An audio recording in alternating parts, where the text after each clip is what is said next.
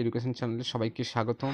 আজ আমি কলকাতা বিশ্ববিদ্যালয়ের সিসিএফ অর্থাৎ নতুন সিলেবাসের প্রথম সেমিস্টারের 2023-এর প্রশ্নপত্র নিয়ে এসেছি।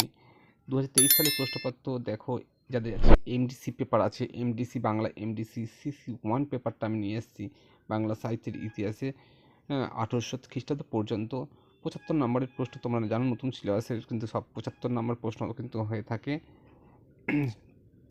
এমডিসি পেপার, এটা কিন্তু ভালো করে মনে রাখবে তোমরা। ফার্স্ট সেমিস্টারে বেঙ্গলি এমডিসি সিসি 1 সিসিএফ নতুন সিলেবাস অনুযায়ী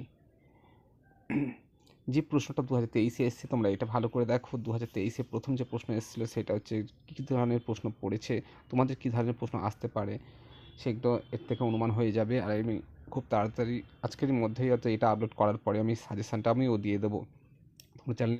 বাংলা সাহিত্যের আদি পর্ব বলতে কী বোঝো? এই পর্বের সাহিত্যের গতি প্রকৃতি কী রকম ছিল নিদর্শন সহ বুঝিয়ে দাও। এই ধরনের কাটা প্রশ্নগুলো করলে কিন্তু নম্বরটা বেশি পাওয়ার সম্ভাবনা থাকে। দ্বিতীয় প্রশ্ন আছে, শ্রীকৃষ্ণ কীর্তন কাব্যটি রচয়িতা কে? কাব্যটির আবিষ্কারকাল, প্রকাশকাল ও প্রকাশনা সংস্থার নাম লেখো এবং কাব্যটির সাহিত্যিক মূল্য আলোচনা করো। এই দুটো হচ্ছে প্রথম মডিউল থেকে দুটো প্রশ্ন এসেছে। এই দুটো প্রশ্ন কিন্তু খুব গুরুত্বপূর্ণ প্রশ্ন এসেছিলো। তাহলে এই দুটো থেকেই কিন্তু আবারও প্রশ্ন তোমার থাকবে। সিলেবাসটা তোমরা যদি জেনে থাকো তাহলে কিন্তু এর থেকে কিন্তু আবার দুখানা প্রশ্ন থাকবে। এবারে দেখো এখানে যে প্রশ্ন দ্বিতীয় মডিউলে, সেখানে কী দেওয়া হয়েছে? প্রথমে বাংলা ভাষায় রামায়ণের শ্রেষ্ঠ অনুবাদকের আবির্ভাবকাল ও পরিচয় সংক্ষেপে উল্লেখ করে তার কাব্যের বিশিষ্টতা সম্পর্কে আলোচনা করো। রামায়ণ পড়েছে আর শ্রী চৈতন্য চরিতামৃত গ্রন্থের কবিকে তার কাব্য প্রতিভার পরিচয় দাও। তৃতীয় মডিউল থেকে যেটা প্রশ্ন এসছে সেখানে কিন্তু প্রশ্ন এসছে যে ধর্ম ঠাকুরের স্বরূপ উল্লেখ করে ধর্মমঙ্গল কাব্যের ধারার শ্রেষ্ঠ কবির কৃতিত্বের মূল্যায়ন করো। আর মধ্যযুগের বাংলা সাহিত্যের আরাকান রাজসভার গুরুত্ব উল্লেখ করে সৈয়দ আলাওলের কবি প্রতিভার পরিচয় দাও। 15 নম্বর প্রশ্ন প্রত্যেকটা। এবার আমরা চতুর্থ মডিউল তৃতীয় এরপরে আমরা আসবো 5 নম্বরের প্রশ্ন। প্রথম মডিউল থেকে যে প্রশ্ন আছে, দুটো প্রশ্ন আছে। চর্যার ভাষাকে সান্ধ্য ভাষা বা সন্ধ্যা ভাষা বলার কারণ নির্দেশ করো। আর দ্বিতীয় তারপরে আছে শ্রীকৃষ্ণ কীর্তন কাব্যে চণ্ডীদাস সমস্যা সম্পর্ক বলতে কী বোঝো। এবারে দেখো দ্বিতীয় মডেল থেকে দুটো 5 নম্বর প্রশ্ন আছে। প্রথম যে প্রশ্ন আছে, শ্রীকৃষ্ণ বিজয় গ্রন্থটির রচয়িতার নাম উল্লেখ করে গ্রন্থটির গুরুত্ব আলোচনা করো এবং জ্ঞানদাসকে চণ্ডীদাসের ভাবশিষ্য বলার যৌক্তিকতা কোথায়। তৃতীয় মডেল থেকে যে প্রশ্নটা রয়েছে, 5 নম্বর প্রশ্ন দুটো রয়েছে। এখানে দেখো অনন্দমঙ্গল কাব্যটি নতুন মঙ্গল নামে পরিচিত হয়ে ওঠার কয়েকটি উল্লেখযোগ্য কারণ লিপিবদ্ধ করো। আর শ্যামাসঙ্গীত রচনায় রামপ্রসাদ শ্রেণীর কৃতিত্ব কতখানি উল্লেখ করো। এই দুটো প্রশ্ন এসেছিল। এবার দেখো সংক্ষিপ্ত প্রশ্ন রয়েছে এখানে 15টা সংক্ষিপ্ত প্রশ্ন। এই 15টা সংক্ষিপ্ত প্রশ্নের উত্তর কিন্তু আমি তোমাদেরকে দিয়ে দেবো, এখনই বলে দেবো প্রত্যেকটা নম্বর 7 দাগের প্রশ্নপত্র সংক্ষিপ্ত প্রশ্নগুলো দেখে নেব।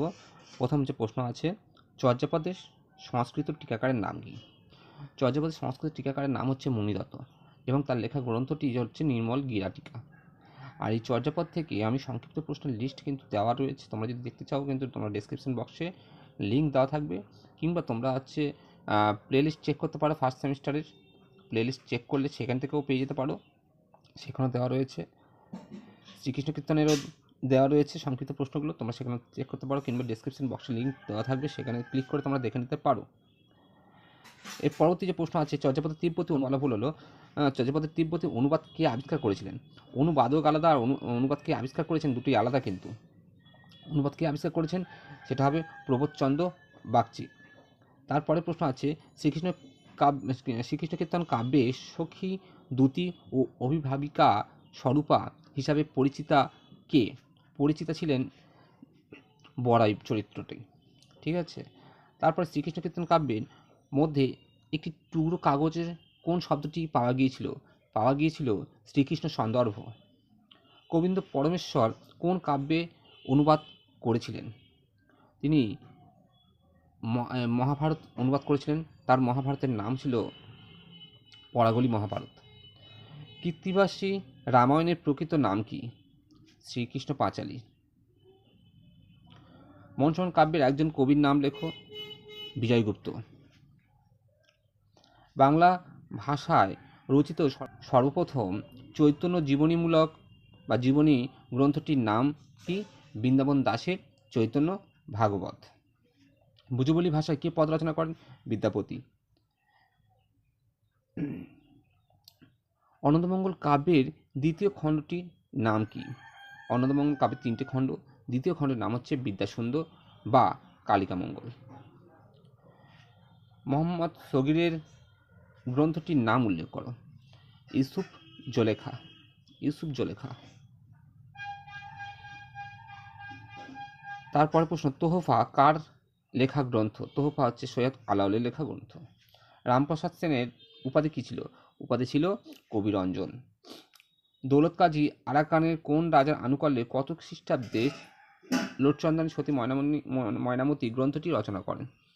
রোসাং রাজ থুধর্মার রাজত্বকালে 1621 থেকে 38 খ্রিস্টাব্দের মধ্যে এটি কাব্যটি রচিত হয়, গ্রন্থটি রচিত হয়।